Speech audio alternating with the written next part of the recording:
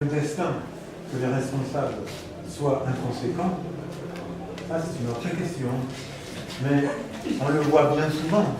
On le voit très très souvent. Maintenant, on peut élargir le débat et se dire qu'effectivement, certains arrivent à un poste à responsabilité pour ne pas les assumer. Ce qu'ils cherchent, c'est la position hiérarchique, le pouvoir, voire l'argent, mais pas assumer ses responsabilités. Donc on est ici pour commencer par les individuels et pour les faire devenir collectifs. Mais dans le naufrage, il y a énormément de responsabilités individuelles d'un côté, collectives de l'autre, et la part de destin là-dedans, nous là, on est chargé de vous exposer quelque chose, pas de répondre à des questions d'une manière définitive.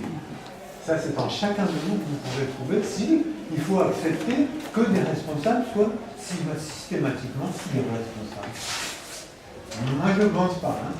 Donc, c'est une prise de position individuelle aussi que d'aider les responsables dans leurs responsabilités. Oui, pour être plus pragmatique comme Coli, tu vois quelqu'un, par exemple à Dakar, un bus qui s'arrête, lui-même il fait le constat que c'est plein, qu'il ne peut pas trouver de la place, il force. Il m'est arrivé de le discuter à Dakar avec un chauffeur. Parce que les gars forcés, je lui dis non, il faut demander aux gens d'arrêter.